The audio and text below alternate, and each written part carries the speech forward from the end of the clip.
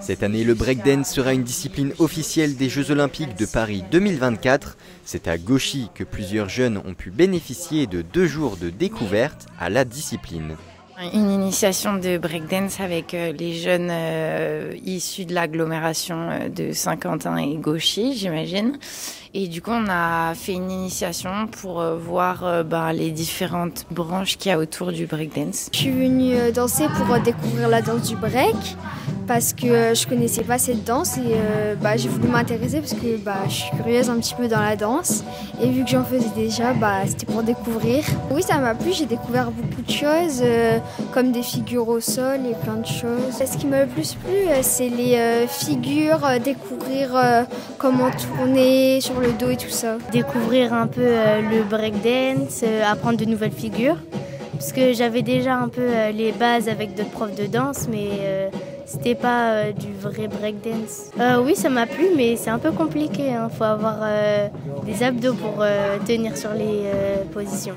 Le breakdance fait sa place en grandissant de plus en plus dans les institutions depuis les années 2000, avec une professionnalisation des compagnies de danse. Les JO, c'est venu parce qu'ils ont déjà fait un test avec les JOJ, donc les Jeux Olympiques Juniors. Ils ont vu que il pouvait y avoir quelque chose et puis je pense que c'était pour redorer aussi le blason des JO, c'est un peu plus jeune. Au même titre que le roller ou le skate, le breakdance est une nouvelle discipline qui fera apparition lors des JO. Certains adeptes du breakdance redoutent cette initiative.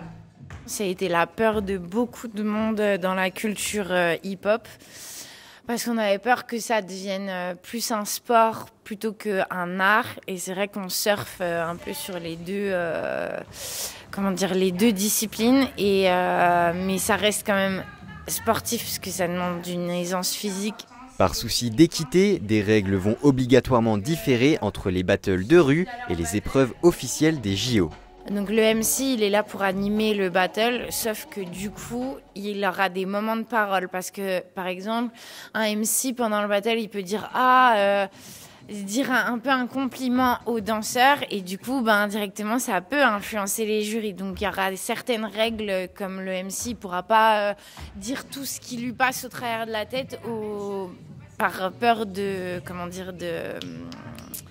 d'influencer le jugement. Le jour de l'annonce de la sélection des sports additionnels, l'équipe de Paris 2024 a avancé le chiffre de 30 millions de pratiquants de breakdance dans le monde, chiffre en constante augmentation.